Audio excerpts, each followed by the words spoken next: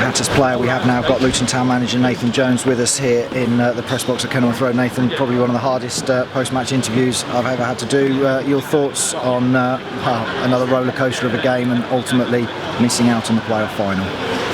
Yeah, look, I'm devastated, a little bit shell-shocked really, because for 77, 77 minutes we were in total control of a game. You know, they scored from a breakaway first half, from a bit of naivety really, and things, and then we come back to go 3-1 up, and we were really in the ascendancy. We had real good opportunities, we had good counter attacks, we were building well, and they played magnificently well, but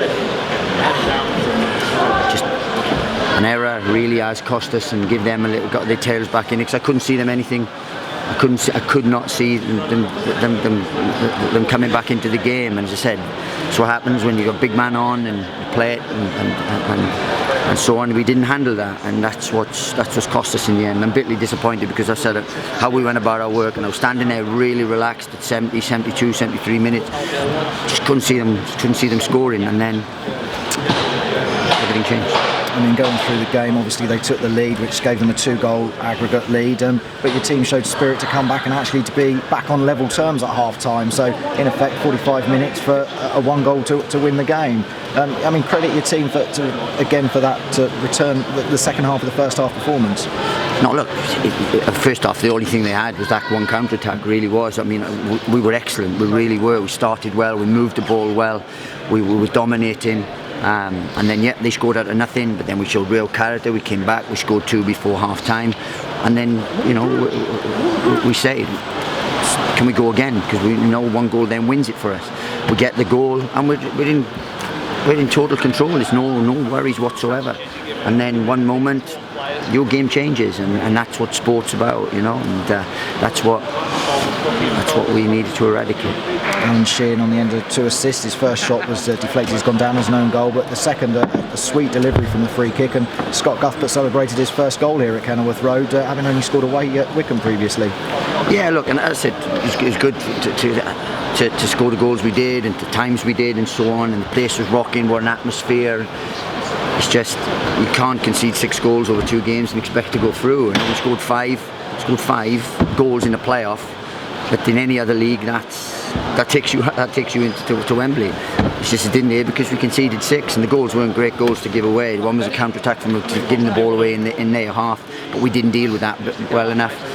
The one's a big error, second goal's a big error, and then thirdly we don't deal with a set play, and we still had an opportunity after they've actually won the header to clear it, and we don't. So the goals are, from our point of view, over the 2 legs, the goals are really, really poor. They really, really are. But as I said, when you concede 6, it's difficult to win a playoff.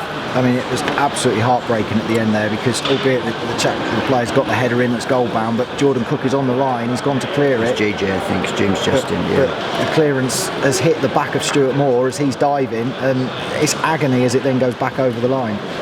They're not great goals to give away, It's real sort of calamity in the goals, and that's a frustrating thing, because we work so hard on our structure, on how we play, and we educate the players, and then you just need to do your defensive disciplines. And if we'd been disciplined all over, then we wouldn't have lost either game, but we have, and that's been the thing. There's been games here which seems like Cheltenham where we're gifting teams goals, and we really have to earn goals. We scored some wonderful goals here.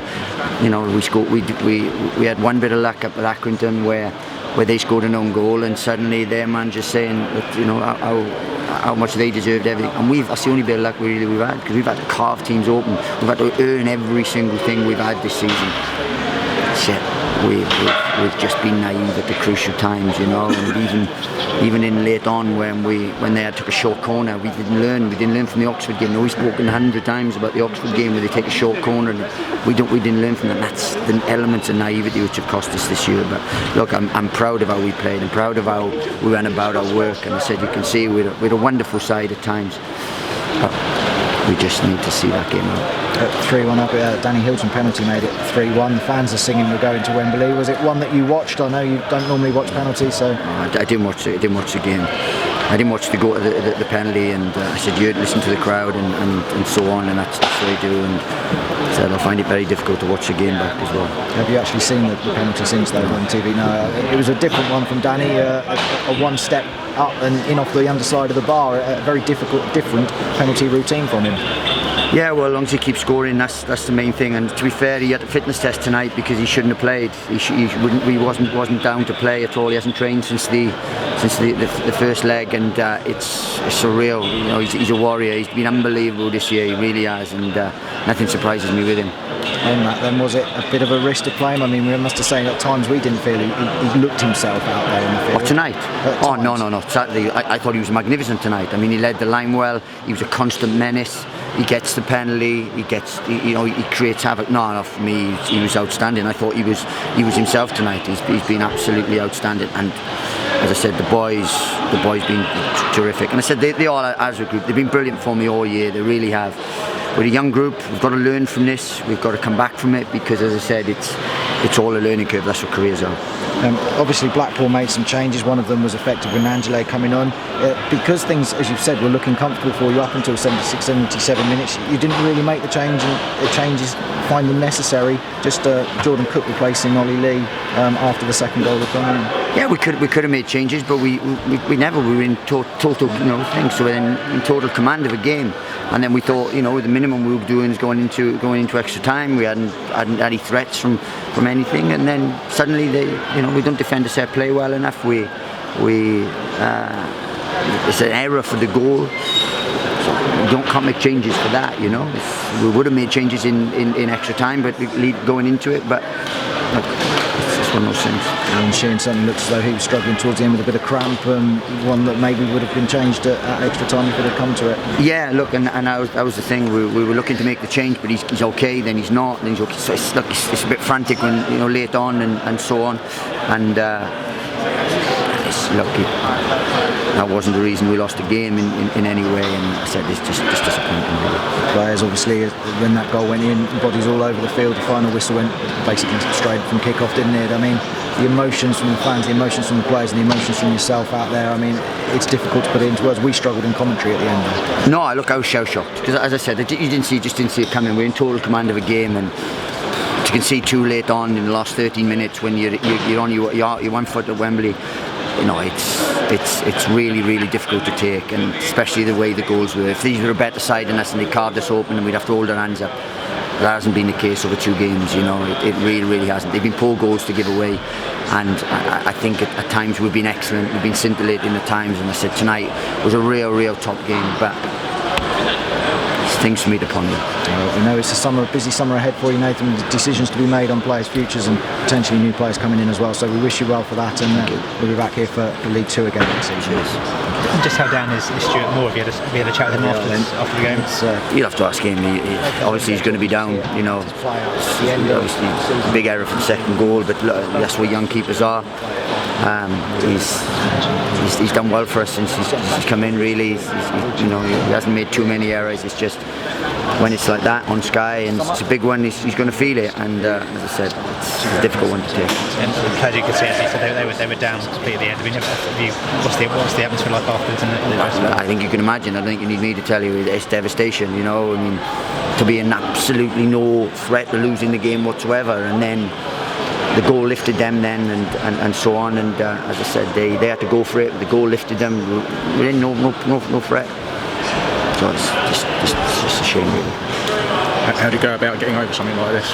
Well, time will do that. We'll dust ourselves down. We've got a long summer. It'll be one difficult one to take, but time does that. It's disappointing when you lose big games, but the fact that we're in these big games means we've made real good progress. From this time last year, I was watching Accrington Wimbledon, so the fact that we were involved in this game means we've come a long way in a year. Now we have to make sure we go even further. I suppose you'll have to have certain chats with certain players in the coming days. Are you going to take a few days to get over all this before you start looking at the future? Yeah, look, I think we know pretty much what we're looking to do and what we want to do and so on. But it's a difficult few days, and I said we have to make sure that we've got the football club at heart and we make the right decisions moving forward. Because I said it's going to be a big summer. and we've got to make sure we make the right decisions. And as frustrating as it must feel at the moment, is there a certain amount of pride to take from tonight? Of course, the way we play, and especially the season, you know. We've worked really hard this year. We've had a good season. We got to 2 semi-finals.